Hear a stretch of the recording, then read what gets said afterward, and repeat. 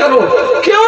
ہمارے بزرگوں نے بتایا جو کچھ تم ولیوں کے مزار پہ جا کے کرتے ہو ڈائریکٹ اور انڈائریکٹ ان پہ اثر پڑتا ہے. اب اس کو سن لو کیسے پڑتا ہے. یہی آخری بات ہے. اجمیر شریف ایک حافظ جی گئے, نیک تھے حافظ جی, بڑے نیک آدمی تھے. اجمیر شریف گئے. اجمیر شریف ہو سکے تو جایا کرو اور پہنچ جایا کرو, اس لیے کہ ہندوستان کا اصلی بادشاہ وہی ہے. ہندوستان کا اصلی بادشاہ وہی ہے. وہ ہمارا بادشاہ 5-6 سال کے لیے نہیں ہے, جب سے آئے ہیں اور انشاءاللہ جب تک چاند و سورج رہیں گے تب تک وہ ہمارا بادشاہ ہے. اور ہندوستان والوں تم یتیم نہیں ہو, بے بس اور بے کس نہیں ہو, تم لوگ غریب نواز کے بسائے ہوئے لوگ ہو, جس کے بٹھائے ہوئے اونٹ نہ اٹھائے جا سکیں, اس کے بسائے ہوئے غلام بھی اٹھائے نہیں جا سکتے. شرط ایک ہے, غریب نواز کے نانا کے وفادار بن جاؤ. غریب نواز کے نانا کے وفادار بن جاؤ. اگر فجر میں سوتے پڑے رہو گے جو کچھ آج ہو رہا ہے اس سے زیادہ ہوگا. غریب نواز مدد نہیں کریں گے تمہاری, یاد رکھنا, کیونکہ جس سے نانا ناراض اس سے نواسا ناراض. اور اللہ کے رسول نے فرمایا جس نے جان بوجھ کے نماز چھوڑ دی اس کے ساتھ قیامت کے دن میرا کوئی وعدہ نہیں, وہ اللہ کی چادر رحمت کے باہر ہو گیا.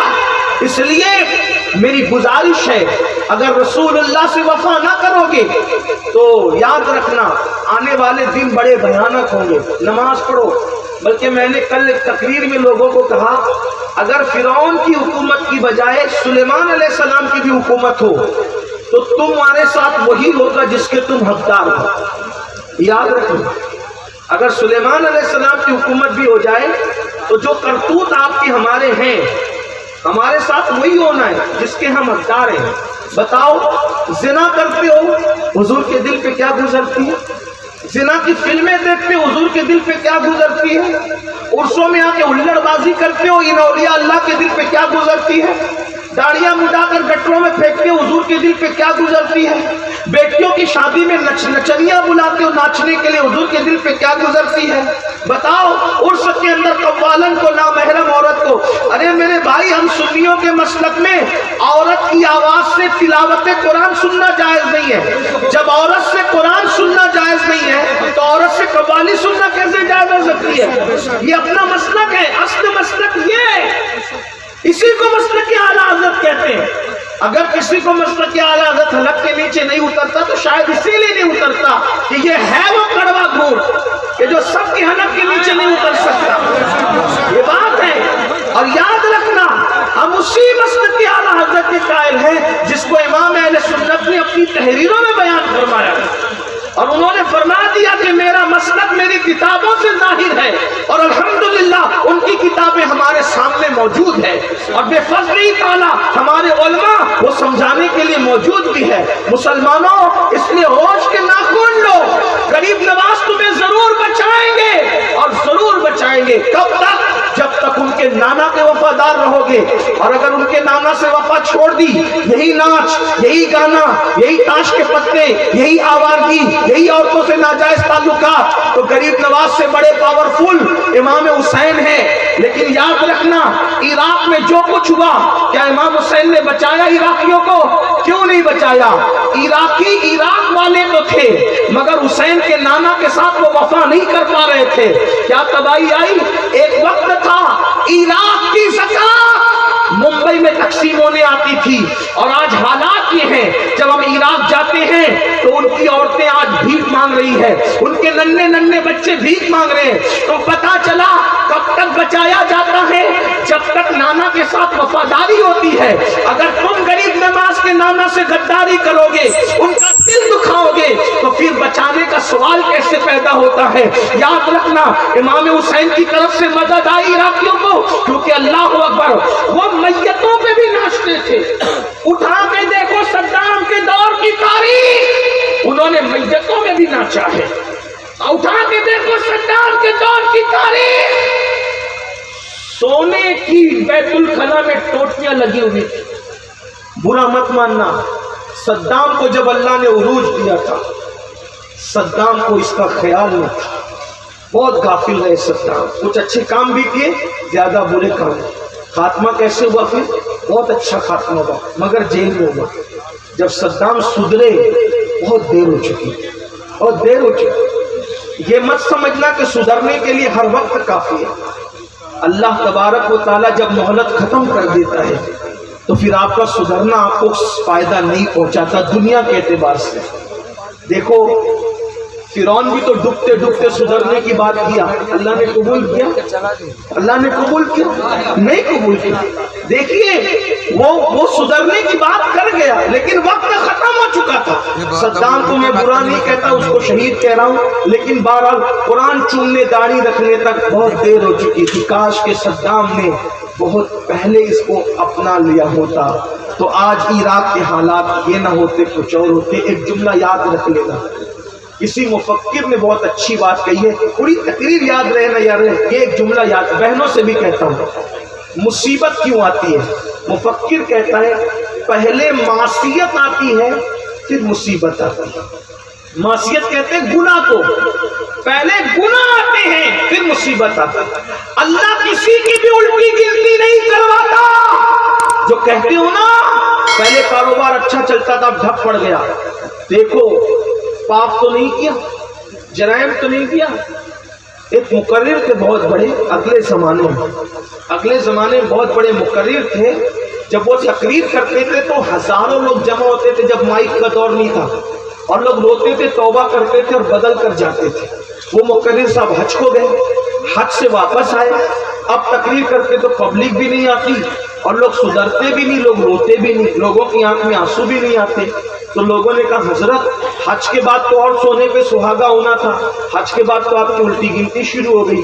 انہوں نے فرمایا ہاں میں بہت پابند تھا نماز کا، لیکن سفر حج میں مجھ سے کوتاہی ہوئی، نمازیں مجھ سے چھوٹ گئی، اس لیے اللہ نے میری زبان کی تاثیر کو واپس لے لی۔ تو پہلے گناہ اور معصیت آتے ہیں پھر مصیبت آتی ہے۔ جو بھی الٹی گنتی شروع، آج کل مسلمانوں کے پاس تھوڑا سا مال آتا ہے نا تو اس کو پھر پہلی بیوی اچھی نہیں لگتی، پھر وہ افیئر میں پڑ جاتا ہے۔ یہ حال ہے، اللہ ماشاءاللہ راتیں کہاں گزارتا ہے، کیا کیا دیکھتا ہے، یہ سب حال ہے۔ دولت آتی چربی چڑھتی ہے تو پہلے اللہ سے بغاوت کرتا ہے، پھر اللہ تعالیٰ اس کو تباہ کرتا ہے۔ اس لیے جب اللہ دے حد میں رہو، اللہ دے حد میں رہو۔ دیکھو قارون کو اللہ نے دیا، قارون نے بغاوت کی، اللہ نے دولت سمیت اس کو زمین میں دھسا دیا، اور عثمان غنی کو دولت دی، عثمان نے بغاوت نہیں کی، اللہ کی فرما برداری کی۔ عثمان غنی تو مزار میں چلے گئے مگر اب بھی عثمان غنی کی دولت مدینہ منورہ میں موجود ہے۔ عثمان غنی کی پراپرٹی سے، دولت سے کئی بلڈنگیں موجود ہیں جو حرم کے اندر وقف کی گئی ہے، یعنی اب بھی دولت عثمانی موجود ہے، اور دولت عثمانی پکار پکار کے کہہ رہی ہے مالداروں اگر اللہ کے وفادار بنو گے تم چلے جاؤ گے، تمہاری دولت باقی رہے گی۔ وفادار تو بن کے دیکھو، تھوڑی سی دولت آتی ہے تو کیا کرتے ہو؟ تو بہرحال بات دور نکلتی چلی گئی۔ عرض کیا کر رہا تھا، اللہ والوں کے آستانے پہ جاؤ، ادب کے ساتھ جاؤ، ادب کرو، جو مانگنے سے نہیں ملتا وہ ادب سے ملتا ہے۔ عرسوں کو تباہ مت کرو، برباد مت کرو، جلسوں کو صحیح نظام کے تحت چلاؤ۔ تو حافظ جی مزار پر گئے، کہاں غریب نواز کے آستانے، اور غریب نواز بہت بڑے بزرگ ہیں، ایسے ہیں حضرت مولانا حسن بریلوی کہتے ہیں خواجہ ہند وہ دربار اعلیٰ تیرا، کبھی محروم نہیں مانگنے والا تیرا۔ وہ جا کر کے آدمی خوشی خوشی واپس آتا ہے اور لے کر آتا ہے۔ دیکھو مانگنے کے لیے یقین چاہیے، یقین سے مانگو گے تو ملے گا۔ حافظ جی گئے، یقین سے مانگ رہے تھے، ایک دن گزرا، 2 دن گزرا، مل ہی نہیں رہا۔ اچانک ایک نچنیا آئی، رقاصہ نچنیا آئی، اور آنے کے بعد اس نچنیا نے کہا خواجہ دے دینا، ادھر اس نے کہا دے دینا، ادھر اس کو مل گیا۔ ملا تو حافظ جی نے دیکھا، حافظ جی کو غصہ آیا، اور غصے میں آپ نے حافظ صاحب نے جلدی کی اور دونوں ہاتھ غریب نواز کی چوکھٹ پہ مارے، اور مار کر کے فرمایا خواجہ تیرے یہاں انصاف نہیں ہے، خواجہ تیرے یہاں انصاف نہیں ہے، اتنے दिन से पड़ा पड़ा मांग रहा था, मुझे नहीं दिया। एक नचनिया रखा सा, कोई इतनी जल्दी उसका काम बना दिया। अब मैं जा रहा हूँ। जैसे ही हाफिज जी जाने लगे, ये बात बिदती लोग ना सुने, सिर्फ आशिक लोग सुने, ठीक है? क्योंकि बिदती लोग कहते हैं ये कहाँ से लाए, कुरान में बताओ। गरीब नवाज की करामत भी तुम्हें कुरान में नाम लेके बताएं? आप बताएं तो सही। अरे करामत का एक इशारा कुरान दे चुका, उसी के जरिए से अकीदा बनता है। बहरहाल तो अर्ज क्या कर रहा था, अल्लाह अकबर। हाफिज जी ने हाथ मारे और हाथ मार के कहा मैं जा रहा हूँ। उसको दिया, मुझे नहीं दिया, महरूम किया, इंसाफ नहीं, मैं चला। जैसे ही हाफिज जी जाने लगे, बड़ी बड़ी आंखें, मियाना कद, खूबसूरत चेहरा, रोशन पेशानी, उसको देख करके आप अपनी जबान में यूं कह लें कि तेरी नस्ल पाक में है, बच्चा बच्चा नूर का, तू है ऐने नूर, तेरा सब घराना नूर का। और आने वाले मर्द दरवेश ने कहा हाफिज जी, ओ हाफिज जी, नाराज होके जा रहे हो, नाराज होके मत जाओ, आपकी मुराद भी पूरी हो गई, जाओ। उन्होंने कहा जिसके यहाँ आया था उसने तो मुराद पूरी न की, और आप मुराद पूरी करने की बात कर रहे हैं, कौन है आप? मुस्कुरा के कहा जिसकी चौखट पे आए थे ना, वही मोइनुद्दीन मैं हूँ, वही मैं हूँ, वही हूँ। जाओ, आपने वो जल्दी मचाई ना, जाओ, मुराद पूरी हो गई। कदम पकड़ ली, सरकार माफ करना, लेकिन क्यों देर की, मुझे देने में क्यों देर की? गरीब नवाज सरकार ने फरमाया हाफिज जी, मुझे कुरान बहुत पसंद है, मुझे कुरान बहुत पसंद है हाफिज जी। आप जब कुरान पढ़ते थे ना, तो मैं देने में इसलिए देर करता था कि अगर देर करूंगा तो मजीद कुरान पढ़ोगे, मुझे अच्छा लगेगा, मेरा दिल बहलेगा। अगर दे दूंगा तो आप चले जाओगे, तो मैं आपको भेजना नहीं चाहता था, इसलिए मैं तुम्हें रोकने के लिए देर कर रहा था। और उसकी मकरू आवाज मुझे पसंद नहीं थी, इसलिए जल्दी से उसको दे करके भगा दिया। लेकिन हाफिज जी, तुमने जल्दी मचाई ना, अब जाओ, तुम्हारी मुराद भी पूरी हो गई। लेकिन जाते जाते एक चीज देखते जाना हाफिज जी।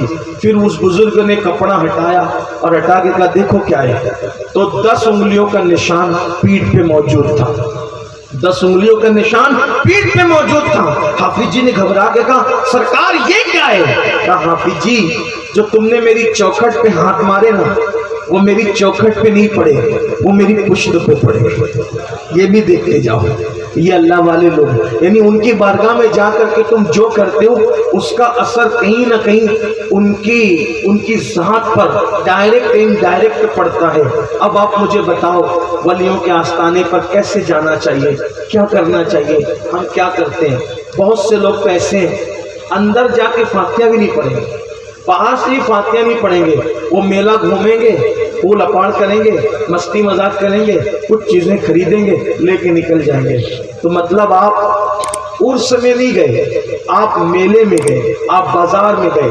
याद रखना, बाजार तो कहीं भी लगेगा।